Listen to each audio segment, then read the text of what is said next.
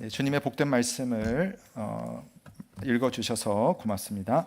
참 좋으신 우리 주님의 은혜와 평강이 우리 모든 교우들과 오늘도 함께 하길 믿고 또 주님의 이름으로 축원합니다. 아멘. 예, 오늘 성찬식이 있습니다. 오늘 성찬식에 대한 설교를 한번 좀 해보려고 하는데요. 뭐 할 때마다 할 수 있으면 좋겠지만 또 이게 설교 일정이 있다 보니 뭐 자주 할 수는 없고 가끔씩 한번 성찬에 관해서 좀 설교를 좀 해보려고 하는데요. 오늘 한번 그 시간이니까요. 한번 좀 잘 들어보십시오. 뭐 제가 좀 우둔하게 설명할 수 있겠지만 내용은 괜찮습니다. 그 내용에 여러분 집중하시면 되겠고요. 여러분은 성찬식이 여러분에게 어떤 느낌이 있습니까? 나에게 성찬식은 무엇인가? 물론 이제 교회의 헌법상 세례를 이제 받으신 분이 이제 성찬을 참여를 하실 수가 있습니다. 그래서 어떤 분은 나도 성찬식 참여하면 좋겠다 이런 마음 가지신 분도 계시고 또 나도 저 포도주 한번 마셔봤으면 이런 분도 계시고 저는 예전에 교회 다니고 나서 처음에는 그런 생각 막 들더라고요. 막 친구들이 마시니까 나도 마시고 싶다. 예, 그다음에 또 어릴 때부터 신앙생활을 하면서 이제 입교를 한 이후부터 계속 참여하신 분들은 뭐 항상 때 되면 하는 그 정도의 교회의 어떤 종교적인 의식 정도로 생각을 해볼 수도 있습니다. 그러나 그냥 있는 건 없죠. 그래서 왜 이 성찬식이 교회 안에서 중요한가라고 하는 점을 오늘 함께 생각을 해보려고 합니다. 자, 먼저 질문 하나, 아주 기본적인 질문인데요. 이 질문을 여러분 한번 생각을 하면서 시작을 해보려고 합니다. 자, 우리가 성찬식에는 여기 있지만 빵, 우리는 번역상 떡으로 되어 있는데 빵을 먹고 포도주를 마십니다. 왜 성찬식에서 떡을 먹고 포도주를 마시는가? 이것부터 한번 생각해 보겠습니다. 성찬식 때마다 저는 이제 이건 여러분 뭐 교파마다 또는 우리 목사의 개인적인 그런 어떤 성향이나 의도에 의해서 이 빵을 이렇게 어떤 식으로 성찬의 퍼포먼스를 하느냐는 다 달라질 수 있어요. 그거 자체가 여러분 본질은 아니기 때문에. 다만 저는 여러분 앞에서 빵을 들어서 뜯고 포도주를 이렇게 붓는 그런 행위를 합니다. 그러면 우리 장로님들은 그것을 들고 이동하면서 여러분에게 빵과 포도주를 나눠 드리고요. 여러분들은 그것을 받아 먹고 뭐 잠시 기도하신다든지 또 드시고 기도하시면서 하나님의 은혜를 감사하고 뭐 그렇게 하십니다. 우리가 이렇게 하는데요. 왜 이렇게 하는 걸까? 이건 그냥 저희들이 뭐 기독교 안에서 하는 것이 아니라 예수님께서 하신 주님의 명령인 것이죠. 고린도전서 11장에 보면 예수님께서 축사, 기도를 하시고 떼어서 이르시되 이것은 너희를 위하는 내 몸이니 이것을 행하여 나를 기념하라 말씀하셨습니다. 그리고 식사를 한 이후에 떡을 다 먹고 나서 그와 같이 잔을 가지시고 또 말씀하시기를 이 잔은 나의 피로 세우는 새로운 언약이니 이것을 행하여 마실 때마다 나를 기념하라 해서 교회는 성찬식을 합니다. 근데 물론 여기 내용 속에는 무엇을 기념하는 것인지를 사실은 여기 들어와 있긴 하지만 실제로 우리가 매번 반복하는 이 행동에 어떤 의미가 있는지 이게 나에게 어떤 유익이 있는지에 대해서 사실은 이런 말씀이 있음에도 불구하고 우리가 크게 생각하지 못한 채 그냥 성찬의 자리에 있기 때문에 참여하는 경우들이 왕왕 있습니다. 그래서 그 부분을 한번 이야기를 하려고 하는데요. 자, 우선 왜 예수님께서는 기념하라잖아요. 기념하라. 그러면 기억하고 기념하는 데 있어서 굳이 먹고 마시는 걸 사용하셨을까? 그냥 제가 설교하지 않습니까? 설교 말씀을 들을 때마다 나를 기억하고 기념하라. 이러면 끝 되지 않겠어요? 아주 편안하죠. 아주 심플하죠. 그냥 기도할 때마다 나를 기념하라. 그럼 얼마나 좋겠습니까? 근데 예수님께서는 그렇게 말씀하지 않고 먹을 때마다, 마실 때마다 기억하고 기념하라. 여기 다 의미가 있는 거거든요. 이게 왜 그런가? 이게 신약 안에서 예수님이 오셔서 그렇게 말씀하셨는데요. 구약으로 좀 넘어갈 필요가 있겠습니다. 구약에 보면은 하나님께서 이스라엘 백성과 하나님과 백성의 관계에서 약속을 맺으시는 사건이 있어요. 애굽에서 탈출한 다음에 이스라엘 민족들과 함께 하나님이 모세를 통하여서 언약, 약속을 맺으세요. 그 약속을 맺으시면서 내가 너의 하나님이고 너희는 나의 자녀이면 내 백성이다라고 하면서 그 하나의 어떤 증거라고 할까요? 우리는 그것을 표지라고 하는데 표지를 딱 보면 여기 뭐가 있다 알잖아요. 그 표지, 언약의 표지가 있는데 그것이 바로 식사였어요. 식사. 특별히 유월절에 먹는 식사가 바로 백성과 하나님 간에 맺은 언약의 표지입니다. 그러니까 무슨 말이냐면은 이런 거예요. 이제 출애굽기에 보면 이스라엘 백성들이 이집트의 노예살이를 하다가 하나님께서 그 백성들을 불쌍히 여기셔서 10가지의 재앙을 내려가지고 구출을 해내시잖아요. 그래가지고 가나안 땅으로 이렇게 여행을 하는 과정에 시내산에 도달해가지고 하나님께서 백성과 약속을 맺으시는 겁니다. 그런데 이 애굽을 탈출하기 전에 10가지의 재앙 중에 제일 마지막의 재앙이 뭐였냐면은 모든 그 땅에 있는 그 큰아들 장자의 목숨을 끊어버리는 것으로, 왜냐하면 하도 이스라엘 백성들을 보내주지 않으니까 그 보내라는 것으로 그런 예고를 했어요. 근데 그 예고를 했음에도 불구하고 말을 안 들으니까 하나님께서 실제로 실행을 해버리는 겁니다. 그 장자들을, 애굽 땅에 있는 장자들을 죽게 만들었어요. 그런데 한 민족에게는 그 일이 일어나지 않았습니다. 바로 하나님을 믿는 유대인들이었어요. 근데 그 유대인들에게 어떤 일이 있었냐면 하나님께서 이렇게, 그들이 뭐 대단히 잘나서가 아닙니다. 그러나 하나님께서 그들을 선택하시고 한 가지를 요구하셨어요. 어린 양을 잡아서 너희 집 앞 문에다가 기둥과 그 다음에 임방해서 가로 세로의 그 문 기둥에다가 그 어린 양의 피를 발라라. 그러면 이 재앙이 그 집에 이렇게 칠해져 있는 피를 보고 넘어갈 것이다. 그래가지고 이스라엘 백성들은 산 거예요. 피를 발랐던 사람은. 그래서 이게 재앙이 넘어갔다 해서, 넘어간다는 것을 영어로 패스오버라고 하고요. 또 한자어로 말한다면 넘는다, 월담하다 하듯이 유월이라고 하거든요.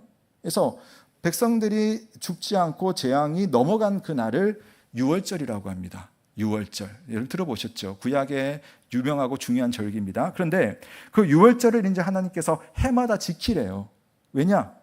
내가 너희를 구원하는 하나님이니까 날 기억하라는 거죠. 그런데 내가 너의 하나님이고 너희들은 나의 백성이고 내 가족인 것을 하나의 표지, 증거를 줄 테니까 그것도 같이 해라. 유월절에는. 그게 식사였어요.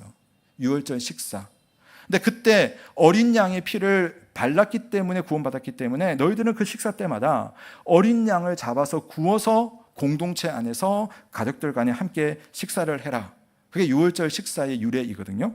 성경에 이렇게 되어 있습니다. 출애굽기 12장 5절, 8절, 14절인데 8절에 보면 그 밤에 그 고기를 불에 구워서 무교병과 쓴 나물과 아울러 먹되 너희는 이 날을 기념하여 여호와의 절기를 삼아 영원한 규례로 대대로 지킬지니라. 물론 예수님이 오시기 전까지 지키는 그런 유월절 규례인데요, 이건 단순한 밥 한 끼가 아니었어요.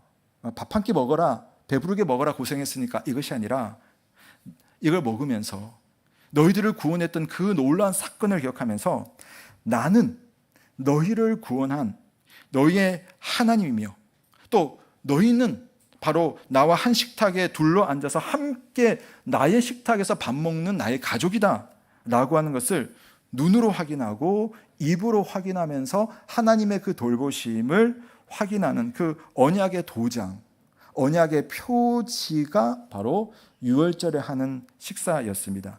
이게 이제 구약 성경에 나오는 언약의 표지거든요. 근데 이 언약의 구약의 표지가 신약으로 넘어가게 되면은 성찬식이 되는 겁니다. 이게 왜 성찬식이 되는가?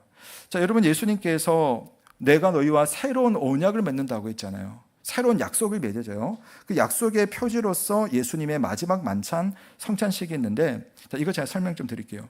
예수님께서 십자가에 못 박히시기 전날 밤에 제자들과 함께 뭐 하셨는지 기억나시죠? 뭐 하셨어요? 네, 막 슬피 우는 것이 아니라 모여가지고 식사하셨어요. 주님의 우리 그 그림도 있죠? 최후의 만찬이라고 하는 그 식사를 하셨습니다. 근데 그때 그 시간이 언제였냐면은 유월절 기간이었어요. 그러니까 유월절에서 이제 또 바로 연결되는 무교절이라는 게 있거든요. 그러니까 유월절의 예식 중에 무교절이 같이 있어요. 그러니까 무교절 밤에 유월절 식사를 제자들과 함께 한 겁니다. 그러면서 떡을 떼어서 말씀하기를 이건 내 몸이다. 또 포도주를 주면서 이건 내 피로 세우는 새로운 언약이다. 이걸 마시고 기억하고 기념하라 라고 말씀을 하십니다. 그런데 나중에 한번 성경을 찾아보세요.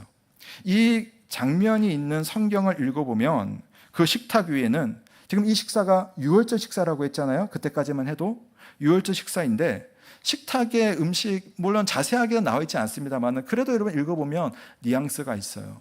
그런데 유월절 식사에는 항상 어떤 고기가 올라가야 되겠죠? 양고기가 올라가야 돼요. 근데 성경을 보면 양고기가 없어요. 예수님이 하시는 유월절 식사에 양고기가 없는 거예요. 바울도 이 장면을 설명하거든요. 바울도 예수님께서 유월절 양을 함께 잡아서 드셨다 이런 내용이 없습니다. 그냥 빵과 포도주를 나눴다. 그 외에 다른 음식이 있었겠지만 그러나 적어도 유월절 식사에 유월절 양이 올라가면 그 표현이 있을 법한데 그게 없어요. 왜 없을까요? 유월절은 이 이스라엘 백성들을 구원하기 위해서 그 피를 통하여서 이 백성을 위해서 대신 죽은 존재를 먹으면서 기념을 하는 거거든요. 근데 유월절에 양이 식사에 없었다. 왜냐하면 다른 양이 있었기 때문이에요. 맞습니다. 바로 예수 그리스도가 유월절에 자기 백성을 구원했던 그 양이 실제로 표지로서 보여주고 상징하고 목적지를 향하고 있는 존재가 바로 예수 그리스도인 거죠. 그러니까 예수님이 그 식탁에서 가장 중요한 메인 디시였어요. 가장 중요한 요리였어요. 그래서 빵을 주면서 잔을 주면서 그 자체가 몸이나 피가 아닙니다. 그걸 주면서 상징하는 것이 내가 너희들에게 영혼의 양식이 되겠다. 너희들은 나를 먹고 살아갈 수 있다. 그래서 온 천하에 선포한 사건이 성찬식이고 지금 우리가 그 일을 하는 겁니다.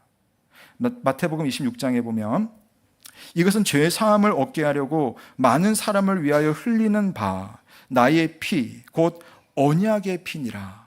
너와 내가 하나님 앞에서 약속을 맺는 그 피를 마실 때마다 하나님의 구원이 너희들에게 한시도 오차가 없이 일어날 것을 확인한다. 언제? 떡을 먹고 피를 마실 때. 그 현장이 여러분의 성찬식이라는 겁니다. 새 언약의 표지로서 예수님의 마지막 만찬, 그것이 바로 성찬이고, 성찬을 할 때마다 내가 하나님의 자녀구나, 내가 하나님의 백성이구나, 이 험난한 광역길을 그때처럼 걸어가지만 주님이 항상 나를 돌보시고 그의 생명을 주시기까지 나를 사랑하시는구나, 나를 끝까지 돌보시는구나 확인할 수 있는 시간이 바로 성찬의 예식이 있는 그러한 시간인 것입니다. 하나님은 여러분 약속하신 것을 이루시는 분이세요? 안 이루시는 분이세요? 잘 못 이루시는 분이세요? 반드시 이루시는 분이죠. 언약을 맺으시고 그 언약의 표지로 이것까지 주셨다면 우리가 살아가는 삶의 현장에서 여러분 아프신 분 계시죠? 외로운 분 계시죠? 또 죄 때문에 고민하시는 분 계시죠? 내 삶이 참 위태롭고 힘든 분 계시죠? 물론 우리의 삶은 그런 삶의 연속이긴 합니다. 나 주님께서 말씀하시는 거예요. 이거 먹어라. 이건 마셔라. 내가 너의 인생의 길에 동료가 되어줄게. 동행자가 되어줄게. 친구가 되어줄게. 가족이 되어줄게. 엄마가 되어줄게. 하면서 예수님께서 특별한 식탁을 차리시는 겁니다. 주님이 우리를 위해서 차려주신 이 식탁은 그래서 보통의 식탁과는 다른 좀 특별함이 있습니다. 여러분 요즘 세계에서 가장 유명한 외국인 중 한 사람이 지금 우리나라에 와 있어요. 예. 잘 아시죠? 예, 여러분 뭐 저보다 뉴스 잘 아시는 것 같아가지고 뭐 엔비디아의 최고 경영자 젠슨 황 CEO가 지금 한국에서 뭐 별의별 군데를 다 다니고 있더라고요. 최근에 이틀 전인가요? 삼속 회동 했어요. 아세요? 예, 예. 삼겹살과 소주를 먹으면서 모이는 그런 회동 가시고 싶은 분 계실지 모르겠습니다만은 진짜 많은 사람들이 나도 그 자리에 있었으면 얼마나 좋을까, 그분에게 고급 정보를 받을 수 있으면 얼마나 좋을까, 뭐 이런 분들이 있을 거고, 기업가라면 한 번쯤 나도 거기 있었으면, 그런 마음이 아마 생길 수도 있을 것 같습니다. 그런데 그 자리는요 여러분, 결국 한국에 내노라하는 사람들, 그 중에서도 그와 관련된 기업가들이 지금 3명이 딱 참석을 했답니다. 그러니까 당연히 모임의 목적이 있기 때문에 거기에 자격이 있는 사람들만 모이는 거죠. 저 같은 사람은 한만 기도를 해도 안 될 거예요. 하나님께서 안 보내주실 것 같아요. 그런데 예수님께서 앞으로 지켜서 행하라고 하신 그 성찬이라고 하는 식탁은, 이 주님의 식탁은 조금 성격이 달라요. 우선 주님을 믿는 사람들은 주님의 식탁에 앉고자 하는 사람들은 비록 지금 연약하고 부족한 모습이라 할지라도 주님은 그 식탁에 다 같이 둘러앉아서 내가 만든 음식 먹자 이렇게 하시는 거예요. 물론 교회법 안에서 세례를 받은 사람이 이 성찬에 참여할 수 있다는 기준이 있습니다만은 한번 생각해 보세요. 세례라고 하는 것 여러분, 교회에서 돈이 많은 사람 순위를 매겨서 세례 주십니까? 세례 받습니까? 교회에서 특별히 뭔가 공헌을 한 사람이 여러분 특별히 세례를 받습니까? 아니에요. 나 예수 믿을래. 나 주님 필요해. 나 용서받을래. 하나님의 은혜가 나에게도 있으면 좋겠어. 그것을 믿는 사람들은 누구나 세례를 받을 수 있어요. 즉 성찬은 주님께 나오고자 하는 누구라도 받을 수 있는 하나님의 그 자격 없는 자를 향해서 무조건적으로 베풀어 주시는 하나님의 은혜입니다.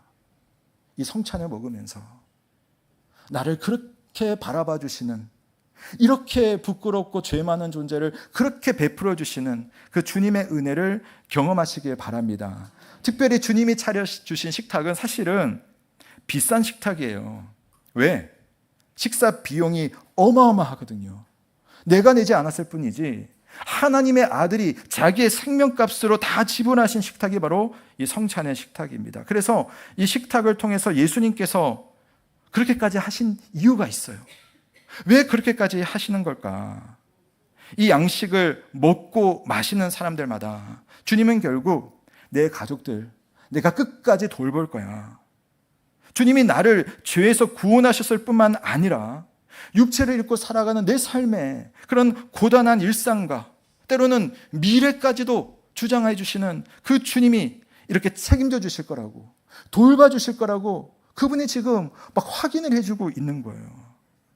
주님은 우리의 영혼뿐만 아니라 매일 양식을 먹어야만 살 수 있는 우리의 연약한 삶 전체를 사실은 아세요. 비록 우리의 삶의 길이 고단하긴 하지만 그 고단한 길을 가다가 여러분 끝내버리지 않도록, 여러분 넘어지지 않도록, 아니 넘어져도 이렇게 세우기까지 여러분의 곁에 계시는 그분이 목마를 때, 배고플 때 여러분을 돌봐주신다는 겁니다. 그 여러분 어떻게 아세요? 이거 할 때마다 주님이 나를 그렇게 하신다고 하셨어. 그리고 우리가 받아들이면서 그 믿음으로 이 음식을 먹는 것입니다. 특별히 오늘 성찬식이라는 이 배경에서 오늘 우리가 읽었던 말씀, 이제 좀 제가 말씀, 사실 본격적인 말씀인데 드리려고 합니다. 오늘 이사야서 말씀을 성찬이라는 배경에서 이해하면 참 의미가 있는데요. 이사야서 53장은 이런 별명이 붙어 있어요. 종의 노래.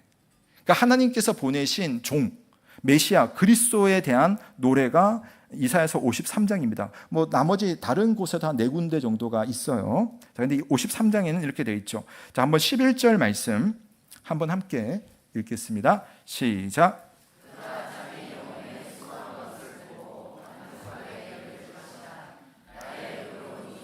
자기 지식으로 많은 사람을 의롭게 하며 또 그들의 죄악을 친히 담당하리로다. 아멘. 여러분 글자가 떨어지도록 여러분 이 말씀을 보십시오. 한 번 더 띄워주세요. 자기 영혼에 수고한 것을 보고 만족하게 여길 것이라. 여기에 성찬의 위대한 신비가 있습니다. 사실 이 말씀은 성찬에 대한 말씀은 아닙니다. 그런데 성찬이 우리에게 오기까지 어떤 과정이 있었느냐라고 하는 겁니다. 성찬식을 마련하기까지 예수님께서 수고를 하셨어요. 자기 영혼의 수고를 하셨다는 겁니다. 성경의 표현을 좀 사용해 본다면 예수님은요, 평소에 자기와 만나는 사람들을 위해서 얼마나 힘쓰시고 얼마나 애쓰셨는지 모릅니다. 심지어 자기가 십자가에 달리기 직전에 심한 통곡과 눈물로 간구하고 기도하는 그 순간에도 그 기도의 내용은 결국 우리들을 위한 기도를 하셨어요. 자기 영혼이 이처럼 수고하셨습니다. 그리고 십자가에서는 온몸에 피가 흘리시고 온몸에 눈물이 다 나오도록 몸이 찢기고 마음이 찢기도록 자기 생명을 주시면서 영혼까지 끌어올려서 여러분 수고를 하신 겁니다. 자기 영혼의 수고로 식탁을 만들었습니다. 여러분 세상에 어떤 셰프가 이런 음식을 만들 수 있겠습니까? 어떤 셰프가 자기 영혼과 자기 몸과 자기 생명을 갈아 넣은 그런 식사를 만들어낼 수가 있겠습니까? 근데 왜 굳이 그렇게까지 했을까? 이게 좀 이상하긴 해요. 그것도 오늘 말씀으로 한번 살펴보겠습니다. 자, 11절 말씀 제가 한번 읽어볼게요. 다시. 그가 자기 영혼에 수고한 것을 보고 만족하게 여길 것이라. 나의 의로운 종이 자기 지식으로 많은 사람을 의롭게 하며 또 그들의 죄악을 친히 담당하리로다. 여기 답이 있어요. 많은 사람을 의롭게 하고 그들의 죄악을 본인이 친히 담당하기 위해서 영혼의 수고를 하는 겁니다. 사실 이건 수고예요. 이게 표현이 이렇지만 주님께서 비참하게 죽는다는 거거든요. 제 표현이 어떤지 모르겠지만 적나라하지만 개처럼 죽는 겁니다. 개처럼 맞아서, 개처럼 도륙당해서 우리 주님께서 죽으셨어요. 그런 수고를 하셨어요. 그런데 오늘 표현 보세요. 자기가 자기 영혼의 수고를 보면서 만족하게 여길 것이라. 만족하게 여길 것이라. 도대체 뭐가 만족한 겁니까? 도대체 이런 사람이 어디 있습니까? 그런데 그분이 만족한 것은 뒤에 있었던 것처럼 바로 우리들이에요. 우리들이 용서를 받고, 우리들이 회복되고, 우리들이 병고침을 받고, 우리들이 위로받고, 우리가 죄 용서를 받고, 우리가 다시 회복하는 것을 보는 것이 주님께는 가장 큰 기쁨이며 가장 큰 만족이라는 겁니다. 재밌게도 비슷한 표현이 히브리서 말씀에도 있습니다. 12장 2절에 보면 그는 그 앞에 있는 기쁨을 위하여 십자가를 참으사 부끄러움을 개의치 아니하시더니 하나님 보좌 우편에 앉으셨느니라. 보기에는 십자가를 참고 부끄러움을 개의치 않다. 야, 대인배시네. 하지만 여러분, 예수님이 십자가에서 어떻게 되셨습니까? 온몸이 벌거벗겨졌습니다. 엄청난 고통을 당하셨어요. 그 밑에는 사람들이 손가락질을 하면서 저주하고 조롱을 했습니다. 그런데 그 십자가, 그 부끄러움이 전혀 예수님께는 전혀 부끄러움이 아니고 개의치 않았답니다. 왜? 기쁨이 있대요. 만족이 있다는 겁니다. 도대체 어떤 음식을 만들려고 그게 기쁘고 그게 만족스럽냐는 거죠. 바로 여러분입니다. 자기 백성을 끝까지 돌보시려고, 자기 백성을 일으키려고, 자기 백성의 죄악을 용서하시려고 주님께서 그 영혼의 수고를 하면서 내가 만족하다, 내가 기쁘다. 그게 바로 성찬을 받아들이는 성도에게 향하신 주님의 마음이라는 사실을 믿으시기를 바랍니다. 그러므로 여러분, 성찬의 떡을 뗄 때는, 성찬의 잔을 마실 때는 주님이 나에게 그런 마음으로 이 식탁을 준비하셨구나, 이걸 가지고 가야 되는 겁니다. 하지만 참 안타깝게도 우리가 오랫동안 성찬을 하다 보니 이게 습관적이에요. 저도 좀 그런 것 같아요. 성찬 그냥 먹고 마시고 참 습관적인 부분들이 있습니다. 그래서 이 식탁을 제대로 음미하려면, 습관적인 성찬식을 멈추려면 두 가지를 말씀드리려고 합니다. 첫 번째, 여러분, 믿음으로 성찬을 받으십시오. 믿음으로 성찬을 받으셔야 됩니다. 물론 눈앞에 여러분 딱 손에 쥐어지는 것은 빵 한 조각, 포도주 그냥 작은 한 잔입니다. 근데 이것이 나를 위해 찢기신 주님의 실제 몸이며 나를 위해서 흘리신 그 피이며 끝까지 내 삶을 구원하시고 나를 책임져 주시겠다라고 하는 하나님의 분명한 약속이라는 사실을 믿는 믿음으로 이것을 받을 때, 그때부터 여러분 성찬이 달라집니다. 이건 여러분 말씀의 원리와도 비슷해요. 세상에 아무리 명설교자가 온다 할지라도 어떤 사람은 그 말씀을 듣고도 그냥 넘어가 버리는 사람이 있어요. 근데 어떤 사람은 정말 우둔하고 좀 설교가 좀 부족한 그런 사람이 말씀을 전하지만 그 말씀을 통해서 하나님을 만나고 인생의 변화가 나타나는 그런 사람들도 있어요. 그런 차이가 여러분 어떻게 나타날까요? 말씀을 받을 때 믿음으로 받느냐, 하나님의 음성으로 받느냐, 오늘 이 시간 남에게 주는 말씀이 아니라 내게 주는 말씀으로 받느냐의 차이가 그 말씀의 성공의 유무가 되는 겁니다. 성찬도 마찬가지거든요. 성찬도 여러분, 여러분의 믿음으로 받으셔야 돼요. 주께서 하신 일을 기억하시고 앞으로 주께서 하실 일을 기대하면서 주님이 그런 마음으로 그것을 정말 그 영혼의 수고를 만족해 하고 기뻐하실 정도로, 그게 누구를 위한 겁니까? 나를 위해서 그렇게 하신다. 그 믿음으로 성찬을 받을 때, 성찬을 통해서 우리의 삶을 회복해 하시는 하나님의 은혜와 능력이 여러분의 삶 가운데 임하게 된다는 사실을 믿으시기 바랍니다. 두 번째로, 성찬식이 습관적인 의식 되지 않으려면 여러분, 이 자리에 지금 보이지 않지만 함께 하시는 성령 하나님을 의식하시고 성령 하나님을 여러분 구하셔야 돼요. 2000년 전 십자가에서 일어난 이 주님의 구원의 사건, 이 사건이 오늘 우리에게 의미 있도록 하는 것은 여러분, 제가 뭘 잘해서 하는 게 아니에요. 성령 하나님께서 말씀이 여러분의 삶 속에 의미가 있도록 만드시는 것처럼 성령께서 성찬의 그 실제가 여러분의 삶이 되게 하는 줄로 믿으시기를 바랍니다. 여러분, 예수님께서도 그러셨죠. 다니시면서 사람들을 만나서 회복해 하시고 고치시고 죽은 자를 살려내실 때, 그때 누가 역사했냐면은 성령 하나님께서 역사를 하신 거예요. 심지어 예수님 당신이 죽으시고 나서 사흘 만에 부활할 때 그냥 영혼이 떠나버린 주님이 그 몸이 부활을 한 게 아닙니다. 성령 하나님께서 그 몸에 오셔서 주의 영혼을 부르시고 다시 살아나게 하시는 것이 바로 성령의 역사예요. 그래서 우리가 니케아 신경에서 생명의 수요자이신 성령이라고 우리가 고백하지 않습니까? 그러면 여러분, 우리가 성찬을 받을 때도 여러분, 그냥 성찬의 행위가 아니라 이 자리에 함께 하시는 성령께서 나를 회복해 주셔서, 내게 생명을 주셔서, 내게 용서해 주셔서 내가 더 이상 이전의 삶을 살지 않도록 돌이키는 삶을 살게 해 주십시오.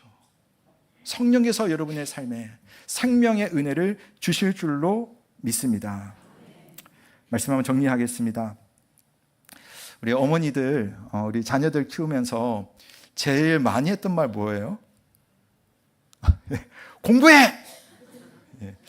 저는 그것보다 이 말 제일 많이 들었어요. 밥 먹었나? 전 이제 20살 때까지만 이제 어머니랑 살았고, 이제 그 이후에는 지금까지 한 30년은 계속 떨어져 살았어요. 근데 어머니랑 통화를 하거나 또 오랜만에 만나면 항상 밥 묻나? 이게 저희 어머니의 인사였습니다. 제가 떨어져 있는 동안 사실 이제 전화 통화를 종종 하면 그 이야기를 물어보시면 사실 식상하죠. 식상한 대답밖에 할 수 없지 않습니까? 그래도 제 마음에는 어머니가 우리 자식이 집밥을 못 먹으니까 따뜻한 밥 먹고 다니는지 이게 너무 궁금하신 거예요. 근데 이거 말하기가 참 애매하죠. 그냥 학교 밥 먹고 뭐 햇반은 없었지만 그때는 그런 거 먹고 다녔으니까. 그래서 한 번씩 교회 가서 또 어른들 집에 가서 또 친구들 만나서 학교에서 좀 맛있는 거 먹을 때 가끔씩 있잖아요. 그러면 이제 전화를 해가지고 당당하게 저 오늘 고기 먹었어요. 이렇게 대답도 하고 그럽니다. 그때는 잘 몰랐어요. 어머니가 왜 그렇게 밥 먹는 게, 아니 나 지금 잘 살고 있는데. 근데 요즘 제가 그러더라고요. 제가 딸이 자주 오는데도 그냥 밥 먹다가도 얘가 밥 먹었을까, 이게 생각이 나요. 아내가 잘해주는 음식 먹으면 얘 먹으면 이거 좋아할 텐데, 이 생각이 나는 겁니다. 밥 먹었니? 사랑하는 성도 여러분, 이제 성찬을 시작하려고 합니다. 예수님께서 여러분에게 이렇게 물으실 것 같아요. 밥 먹었니? 너 진짜 내 밥 먹고 있니? 많이 먹어. 그리고 꼭꼭 씹어 먹어. 말씀하실 것 같습니다. 왜냐하면 주님은 여러분에게 이 따뜻하고 특별한 밥상을 차리기 위해서 영원히 수고를 다해가지고 그 생명을 바쳐가지고, 그러면서 그것이 자신을 아프게 하는 것이 아니라 만족과 기쁨이 되어서 식탁을 차려주었습니다. 그리고 이것을 먹고 믿음으로 받아들이는 사람에게 걱정하지 마. 내가 너와 계속 함께 할 거야. 너 배고플 때 내가 끝까지 먹여줄 거야. 너 외로울 때 내가 네 옆에 있을 거야. 너 목마를 때 내가 생수의 물이 되어줄게. 너가 오늘도 부끄러운 죄악으로 남에게 말할 수 없는 그 죄악 때문에 허덕인다 할지라도 내게 나와. 나 용서하고 너 회복시켜 줄 거야. 그 주님의 밥이 오늘 준비되어 있습니다. 오늘 함께 성찬을 받으면서, 물론 여러분 세례를 안 받으신 분들은 제가 지금은 입으로 드실 수는 없어요. 그러나 동일한 효과가 있는 것이 믿음으로, 주님, 저에게도 성령께서 동일한 은혜를, 동일한 활동을 해주세요 라고 하시면 되는 겁니다. 그래서 우리가 모두 오늘 성찬의 이 하나님의 따뜻한 밥상을 받아서 하나님의 은혜가 채워지는 시간 되시길 바랍니다. 그러기 위해서 첫 번째, 믿음으로 받으십시오. 두 번째, 이 자리에 여러분과 함께 하시는 성령께서 제발 제 생각으로는 이게 잘 안 돼요. 성령께서 저를 좀 이렇게 해주세요 라고 기도하시면서 오늘 성찬을 받으시는 여러분 되시길 주님의 이름으로 축원합니다. 기도하겠습니다. 하나님 아버지, 오늘 아비의 마음으로, 어미의 마음으로 우리에게 따뜻한 밥을 차려주시는